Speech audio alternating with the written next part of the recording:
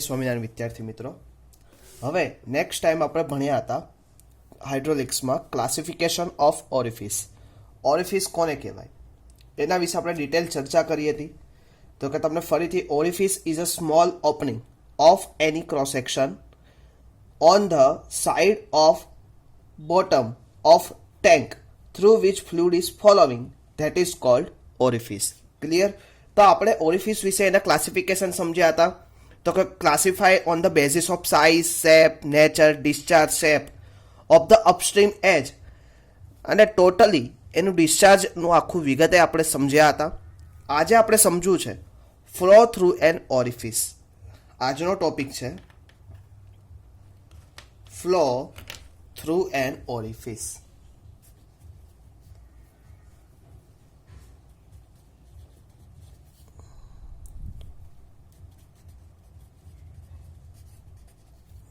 Flow through an orifice. Clear? હવે પહેલા તો એક ટેન્ક આપણે કન્સિડર કરીએ. આપણે જે આગળની વખતે લીધી હતી એવી જ રીતે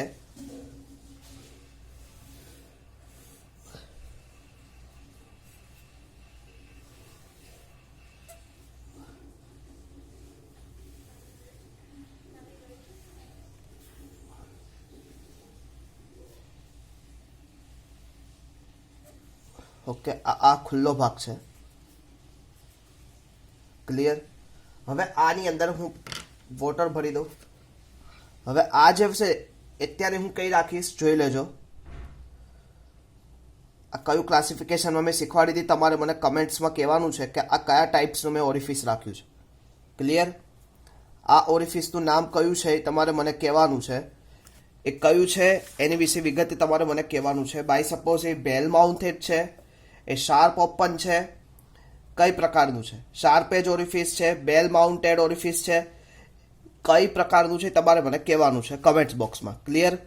હવે અત્યારે આની અંદર મેં ફ્લુઇડ ભરેલું હશે, કોઈ કા વોટર ફિલઅપ કરેલું હશે.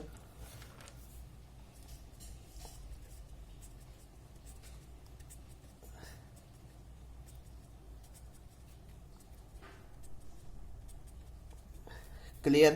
આ વોટર શું થશે? આનાથી અંદરથી પાસ થશે.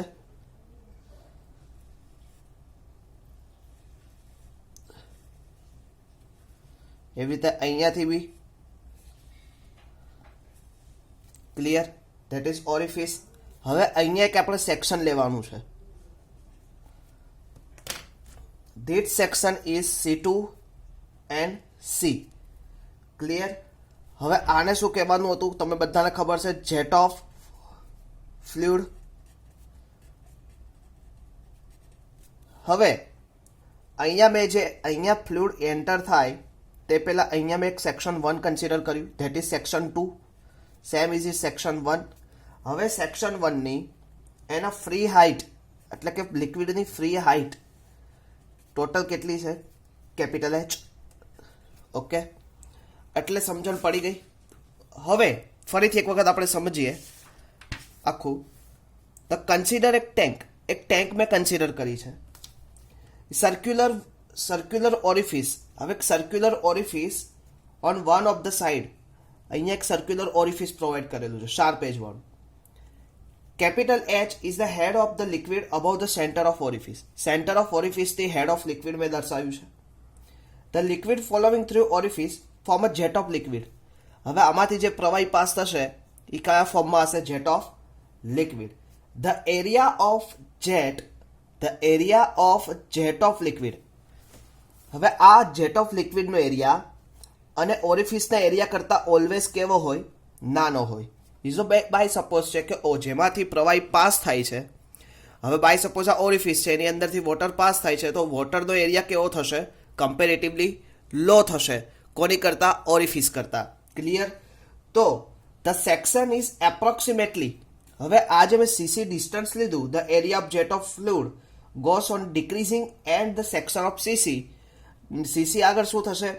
આ જે જેટ એરિયા ડિક્રીઝ થશે. તો કે ડિક્રીઝ થશે પણ કેટલા ડિસ્ટન્સથી? તો આ જે ડિસ્ટન્સ છે એ ડિસ્ટન્સ તમારે લેવાનું છે half diameter. d/2. The section is half of diameter of the orifice. એટલે કે ઓરિફિસનો જે ડાયામીટર હોય એના કરતા હાફ. કોનો? Orifice. Clear? Next, at the section the streamline are straight. હવે સ્ટ્રીમલાઇન અહીંયા આ પોર્શન આગળ કેવી છે? Straight and parallel to each other and perpendicular to the.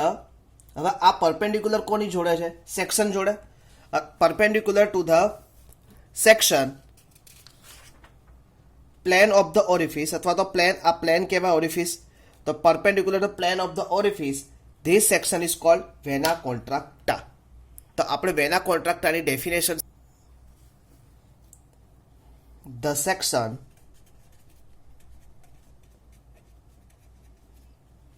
is approximately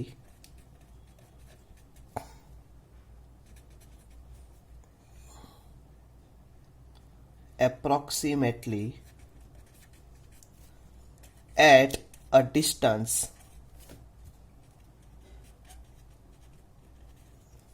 of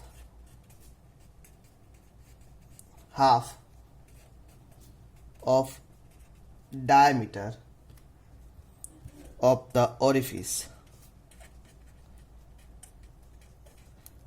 The section is approximately at the distance of half of diameter of the orifice. Clear? At the section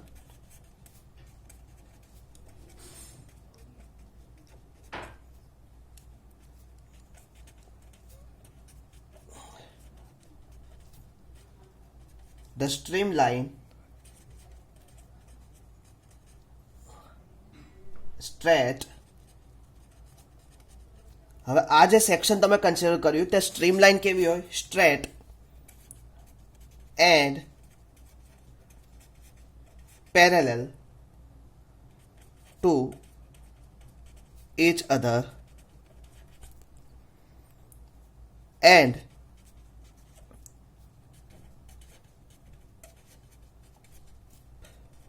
perpendicular to the orifice plane. Clear? સમજો આટલી વસ્તુ. The section is approximately distance of half of diameter. કે orifice જે છે, ઓરિફિસના જે diameter ઓરિફિસના ડાયામીટરના અડધો diameter. હવે by suppose ઓરિફિસનો diameter 20 હોય તો તમારે અહીંયા 10 mm કન્સિડર કરીને અહીંયા વેના કોન્ટ્રાક્ટા પોઈન્ટ આવશે. બાય સપોઝ જો તમારો ડાયામીટર 50 હોય તો અહીંયા 25 ડિસ્ટન્સે તમને જેટ મળશે કે જ્યાં મિનિમમ હોય. હવે શું કહે છે સાંભળો. The section is approximately distance of half of diameter of the orifice. At the section the stream line are straight and parallel. હવે એવું જે સેક્શન તમે કન્સિડર કર્યું તે સ્ટ્રીમ લાઇન કેવી હોય? સ્ટ્રેટ હોય. સાથે સાથે શું હોય કે perpendicular to the each other. Perpendicular, હવે parallel to each other. streamline are straight and parallel to each other and perpendicular to the orifice plane. હવે orifice plane નું શું હોય? perpendicular હોય. હવે આ બાય સપોઝ orifice નો પ્લેન હોય તો તમારો જેટનો પ્લેન કેવો? perpendicular to the each other, fit એકદમ રેક્ટેન્ગ્યુલર એંગલ શેપ થવો જોઈએ. તો પ્લેન, તો this section is called vena contracta.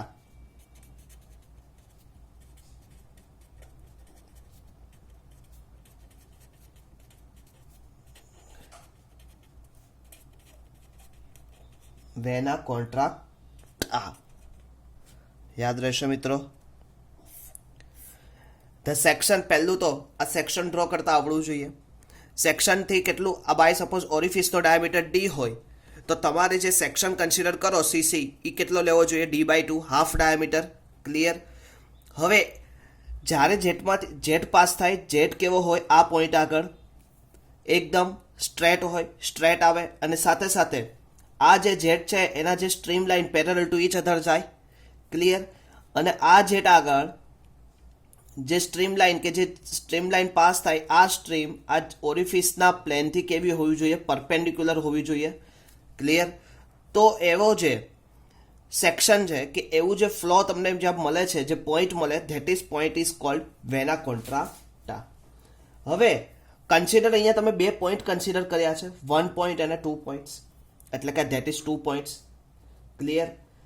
Inside the tank is 0.1 and outside અથવા તો કે જે d/2 ડિસ્ટન્સ છે this point is 2 at the vena contracta point also. હવે આ પોઈન્ટને હવે અત્યારે તમે બીજી રીતે બી કહી શકો, વેના કોન્ટ્રાક્ટા પોઈન્ટ.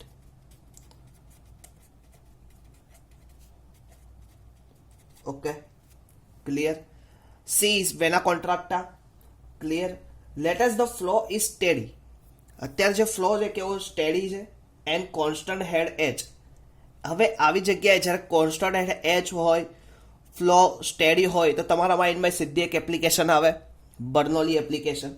તો એપ્લાઇંગ ધ બર્નોલી ઇક્વેશન,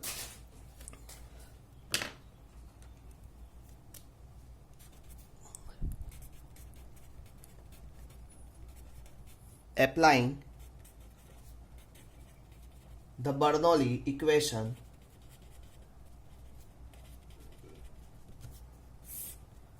હવે બર્નોલીઝ ઇક્વેશન એમ તો યુઝ થાય નહીં, એની માટે પહેલા કન્સિડરેશન કરવું પડે. તો કે શું શું આપેલું છે, તો કે બે section, section 1 inside tank,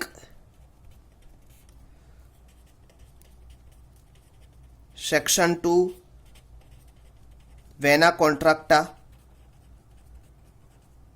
points અથવા તો vena contracta section. Okay, clear.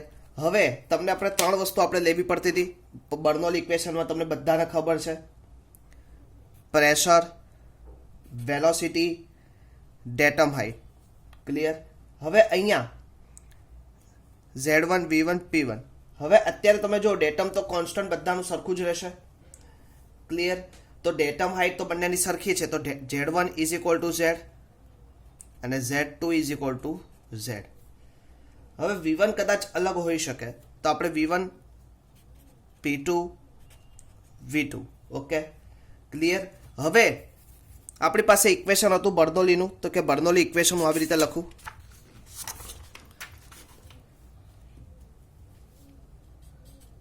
P1 upon rho g, rho 1g આવે ને, પણ અત્યારે આપણે એમને લઈએ V1 upon 2g, V1 square upon 2g plus Z1 is equal to P2 upon rho g, V2 square upon 2g plus Z2. Clear. હવે મેં હમણાં જ કીધું Z1 is equal to Z2, તો શું થશે? P1 upon rho g, V1 square upon 2g is equal to P2 upon rho g, V2 square upon 2g. હવે હું એક વસ્તુ કરી શકું, P1 upon rho g. હવે P1 upon rho g કઈ જગ્યા છે? Inside the tank. ક્લિયર. હવે ઇનસાઇડ ધ ટેન્ક હોય તો એનું પ્રેશર કેટલું હોય? તો કે પ્રેશર હેડ બરાબર હોય, તો કે તમને બધાને ખબર છે પ્રેશર હેડ વિશે વાત કરી હતી, H is equal two P upon gamma અથવા તો P અપોન રોજી. હવે તમારો એક પોઈન્ટ ઓલરેડી ક્યાં છે? જો આપણે એક પોઈન્ટ ક્યાં છે? Inside the tank. હવે ઇનસાઇડ ધ ટેન્ક હોય તો આ પોઈન્ટ ઉપર કંઈક પ્રેશર એક્ટિંગ થાય, તો કે કેટલું? P is equal to rho g into h. તો રો જી ઇન્ટુ એચ હોય તો આને હું કેપિટલ એચ વડે દર્શાવી શકું. ઓકે. હવે આ જે પોઈન્ટ છે એ તો ઓરિફિસની જે બહારનો જેટ પોઈન્ટ હોય. હવે ઓપન ટુ ધ એટમોસ્ફિયર કોઈ પ્રેશર આવતું નથી, તો open to the atmosphere pressure કેટલું આવશે? 0. તો P2 upon rho g is equal to 0, that is open atmosphere. Clear. સમજો પ્રોપર. અને ધેટ એટમોસ્ફિયર આ કયું આવશે? Inside the tank atmosphere.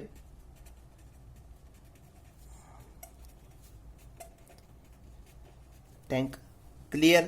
તો આને હું જે ઇનસાઇડ ધ ટેન્ક વાળું ઇક્વેશન છે એમાં હું કેપિટલ એચ લખી શકું, પ્લસ V1 સ્ક્વેર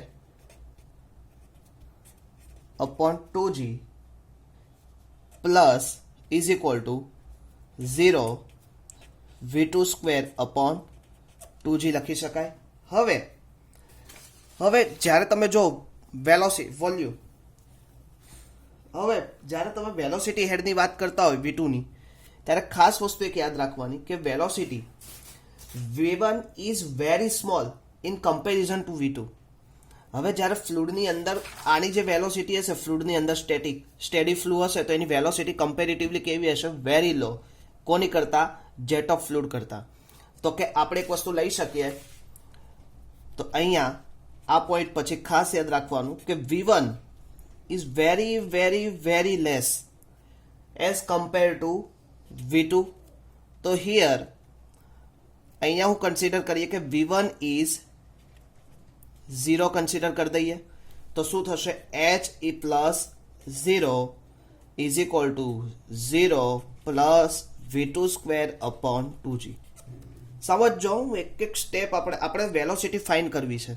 તો વેલોસિટી ફાઇન્ડ કરવા માટે હવે તમારી પાસે એક ઇક્વેશન આવ્યું, H is equal two V2 square upon 2G. તો 2G ને સામે લઈ લઈએ તો આપણને શું મળે? V is equal to under root 2GH. તો આ ઇક્વેશન શું થશે? The theoretical velocity will that value is theoretically velocity. આને શું કહેવાય? રેટિકલી વેલોસિટી. ઓકે મિત્રો, ખબર પડી? ફરીથી એક વખત આપણે સમજીએ. હવે ફરીથી આપણે લઈ લઈએ ફ્લુડ. પહેલાં તો એક જેટ ઓફ ફ્લુડ પાસ થયું, એ જે સેક્શન આવ્યું એને મેં શું કહ્યું સેક્શન છે? તો કીધું C2 અથવા તો વેના કોન્ટ્રાક્ટના પોઈન્ટ. એક પોઈન્ટ મેં અંદર લીધું, that is under inside the tank. એને મેં કયું પોઈન્ટ આપ્યું? 1 પોઈન્ટ કીધું. ઓકે, હવે applying the Bernoulli equation, section 1 inside tank, section 2 vena કોન્ટ્રાક્ટના point. P1 its inside tank, pressure, velocity and datum. P2 at section 2 V2 and Z2. હવે datum તો બંનેના સરખા જ છે કમ્પેરેટિવલી. બંનેનું જો એક પોઈન્ટ, બંનેના પોઈન્ટ તો એક કમ્પેરેટિવલી સરખા છે, તો Z1 is equal two Z2 consider થઈ જાય. હવે બર્નોલીનું ઇક્વેશન શું હતું? P1 upon ρg V1 square upon 2G plus Z1, P2 upon ρg V2 square upon 2G plus Z2. Z1 is equal two Z2. બંનેના datum કેવા છે? સરખા છે. તો P1 upon ρg plus V1 square upon 2G is equal two P2 upon ρg V2 square upon 2G થાય. હવે P1 upon ρg એને હું કેપિટલ H કહી શકું, કેમ કે ઇનસાઇડ ધ ટેન્ક. તો હાઇડ્રોલિક હેડ મને હાઇડ્રોલિક હેડ અથવા તો પ્રેશર કન્સિડર કરવા માટે P ઇઝ ઇક્વલ ટુ, આપણે ઇનસાઇડ ધ ટેન્કમાં P ઇઝ ઇક્વલ ટુ કેટલું લઈએ છીએ? ρg into H. હવે અત્યારે હું આવી રીતે કેપિટલ H બરાબર P અપોન ρg કન્સિડર કરી શકું. તો મેં કેપિટલ H લીધું P1 અપોન ρgની બદલે. ક્લિયર થાય છે?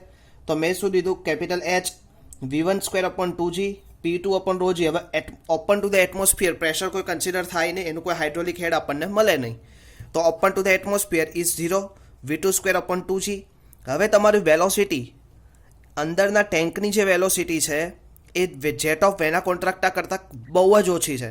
તો એટલે V1 is equal two 0 consider કરીએ તો H V1 is equal two 0 V2 square upon 2G. તો H is equal two V2 square upon 2G થાય.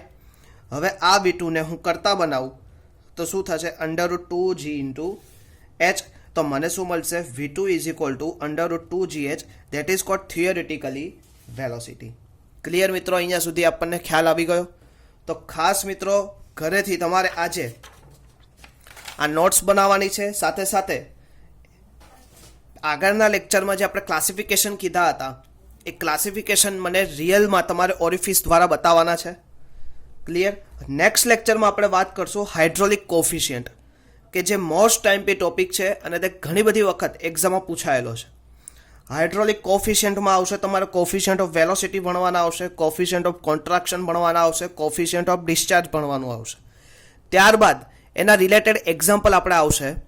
તો નેક્સ્ટ લેક્ચરમાં ફરીથી આપણે આવશું. ત્યાં સુધી આગળનું મિત્રો ખાસ એક વખત રિવાઇઝ કરીને આ લેક્ચરમાં આવજો, તો શું તમને પણ આઈડિયા આવે કે કેવી રીતે ક્યાંથી શું આવે છે. હવે તમે જ વિચારો, બર્નોલી ઇક્વેશન આપણે ઓલરેડી હાઇડ્રોડાયનેમિક્સમાં શીખ્યા હતા, તો પણ એની ઇફેક્ટ હજી પણ ચાલુ છે. ક્લિયર? આપણે P અપોન ρg, આપણે જે ઇક્વેશન હતું P is equal two ρgh, એ આપણે ચેપ્ટર નંબર 2માં શીખ્યા હતા, પણ હજી પણ એની ઇફેક્ટ આપણી સામે છે. એટલે કે ફ્લુઇડ મેકેનિક્સ એક એવું વસ્તુ છે કે એ કોન્સ્ટન્ટલી એકને એક વસ્તુ એક એપ્લાઇડ મેકેનિક્સ જેવું છે કે રૂલ્સનો તમે ગમે ત્યારે ઇફેક્ટિવ થવાનું થશે. તો ખાસ મિત્રો આગળનું જો આપણે કરેલું હશે તો આપણને પ્રોબ્લેમ થશે નહીં, એને આપણે ઇઝીલી સમજી શકશું. અને ઇઝી સબ્જેક્ટ છે પણ ડેડિકેશનથી જો આપણે ભણશું તો આપણને વધારે ઇઝી લાગશે. તો નેક્સ્ટ લેક્ચરમાં આપણે ફરીથી મળશું. ત્યાં સુધી જય સ્વામિનારાયણ.